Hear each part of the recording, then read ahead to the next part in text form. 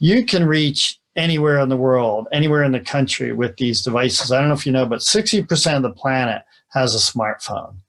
And if you pair that with a smart watch, you can actually be following people's health, and that can relay back to their physician, even if they live in remote locations. And a lot of the country does live pretty remotely, and they don't have good access. They don't have a physician nearby. Some of these very, very small towns, they don't have, you can drive 2 hours to.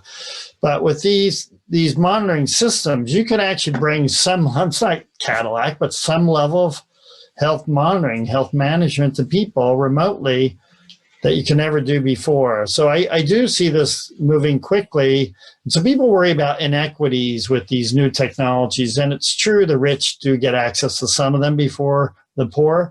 But I think some of these technologies can spread out very quickly to everyone. And that's certainly our goal. We want to get them out to, right now, in this wearables study, we want to do 10 million people. I want to get out to 1 billion people or more.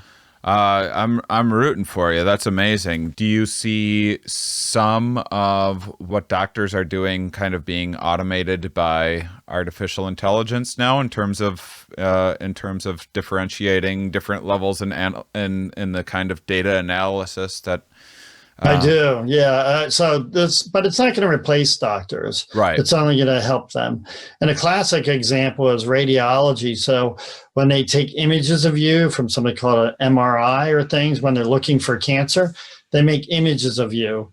And until recently, these were all read by pathologists, physicians who look over, who try and spot, well, that looks like cancer. That's not, this is benign. That might be more problematic. Now you can have computers read those images, and they're way more accurate than the doctor. Yeah. And so then the doctor reviews them and helps in the decision-making process. And in some cases, by the way, the decisions will all be done by AI as well. Yeah. So I do think AI will take over. I do think your smartphone will be your most important health tool of the future, but they're not going to replace your physicians. They're only going to help them. And I think physicians are now just starting to realize that. Yeah. Well, I mean, I'm not worried about physicians losing their jobs. First of all, I think if this pandemic's shown us anything, it's that the doctors aren't sitting around twiddling their thumbs. They have way too much on their plate as is, and even more so with everything going on right now in our healthcare system seemingly being overrun in many aspects, and the